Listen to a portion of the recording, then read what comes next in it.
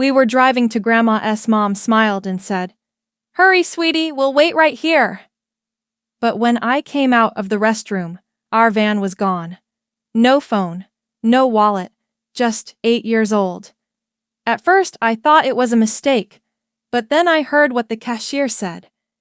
And the truth shattered everything I believed about my family. You left me. Admit it.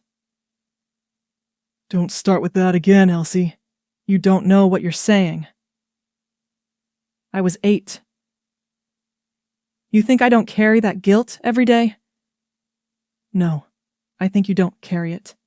I think you buried it, along with everything else you've ever done to me. My voice shook, not from weakness, but rage. Pure, simmering rage. The living room pulsed with silence, as if the walls themselves were holding their breath. I saw my sister shift on the couch like she wanted to disappear. My brother just crossed his arms. Typical. Always on the sidelines unless he smelled a chance to win. "You weren't abandoned," Mom whispered. "Then explain the truck stop." Silence again. My fingers curled into fists, nails biting skin. No one moved. I'm Elsie. I'm 26. And this is the first time I've been allowed to speak. I've always been the quiet one, the sensitive one, the drama queen, depending on who you asked and what lie they needed at the time. I'm the kid who was forgotten at age 8 and told to just move on. I'm the adult who paid rent on a house I wasn't allowed to sleep in. I'm the sister who co-signed a loan for a brother who never paid a cent. I'm the daughter whose pain was always too inconvenient to believe. But today I'm done whispering. Meet the family. Angela, Mom, 51. Wears guilt like perfume, only strong enough to be noticed when she needs something. Left me, lied about it. Kyle, brother, 29. Smirks like a politician, uses people like stepping stones. Default golden boy, he still owes me $12,000. Lena, sister, 31. Thinks silence equals neutrality. She's wrong. Silence is permission.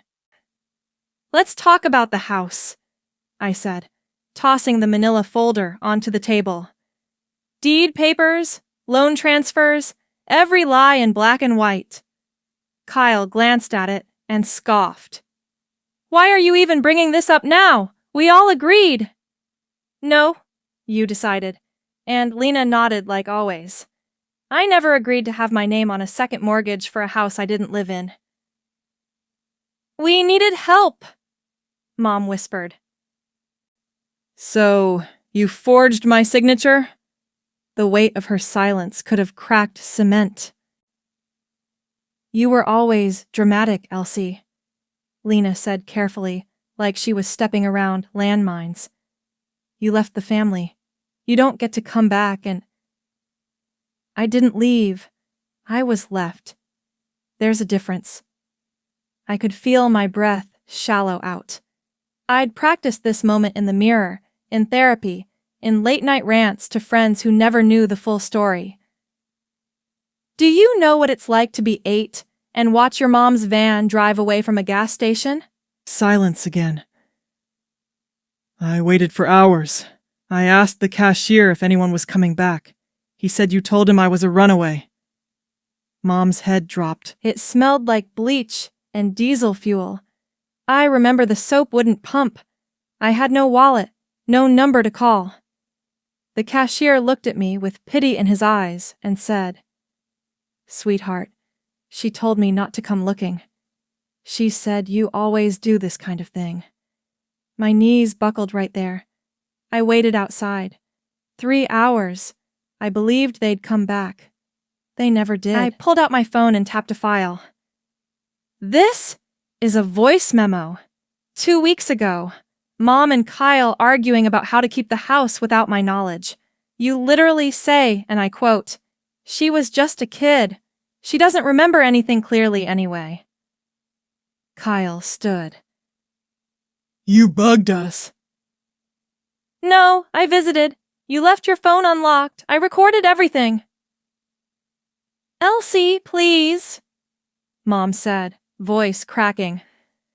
I already sent it to the bank and my lawyer. This house is no longer protected. You bitch. Kyle spit. You leech, I replied calmly. Lena finally spoke, tears streaming. This was our only stability, Elsie. Then maybe you shouldn't have built it on someone else's silence. Mom was crying now, not pretty crying, the kind that exposes everything ugly underneath. She reached for me. I stepped back. I begged you to believe me once. You laughed. I begged you again. You said I was sensitive. Now you can sit with the truth. I walked out the door. The air hit different, lighter, less poisonous. For the first time in years, I wasn't carrying their weight. Later that night, Lena texted. A small, broken apology. Not perfect, but real. I didn't respond. Not yet. But I didn't delete it either. It didn't all change overnight. After that day, I didn't suddenly feel lighter. I didn't dance through the streets or wake up with birds chirping in my ears. I just didn't feel like I was drowning anymore. And that was enough to start. I moved into a second-floor apartment in a quiet part of town. No roommates, no family, just space, silence, my own things in my own drawers. I bought a cheap bed frame and an overpriced lamp because it made the room feel warm. For the first time, I had keys that opened a door to something mine. No one barged in. No one called me dramatic. No one borrowed my money. It was quiet. And at first, that silence felt terrifying. But after a while, it felt like peace. Healing, I've learned, isn't some cinematic crescendo. It's not loud. It's not linear. It's remembering to eat breakfast 3 days in a row. It's setting your own bedtime. It's walking past your phone when your mom's name lights up and not answering. And realizing that's an act of self-love, not cruelty. I started going to therapy. Really going. No excuses. No, I'm too busy.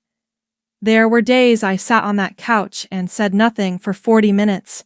There were also days I sobbed so hard I thought I'd never stop. But I kept showing up.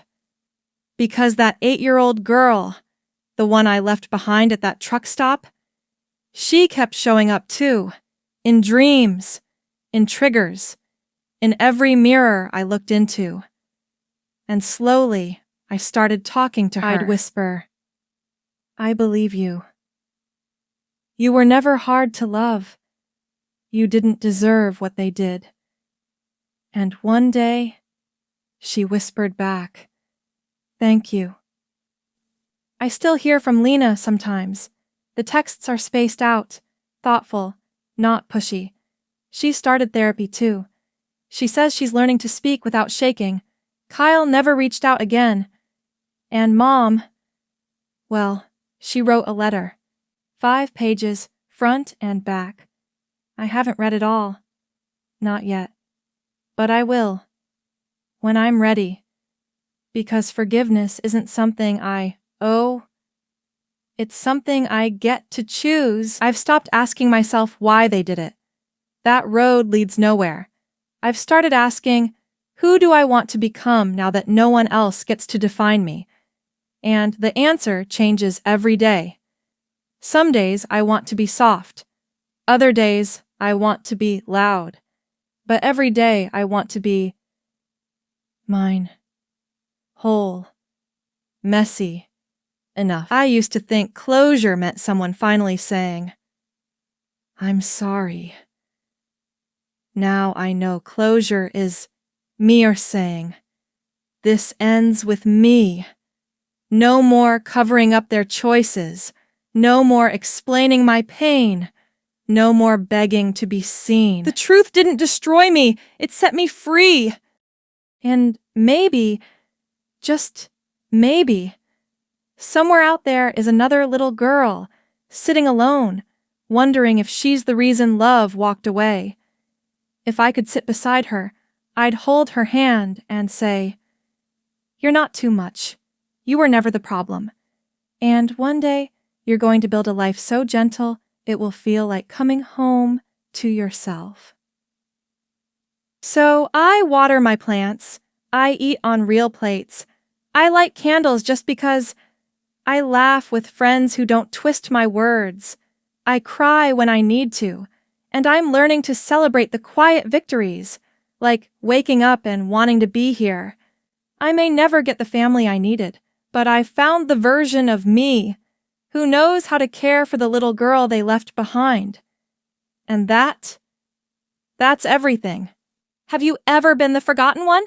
The scapegoat? The family's emotional punching bag? Tell us in the comments, what would you have done if this was your story? What have you done?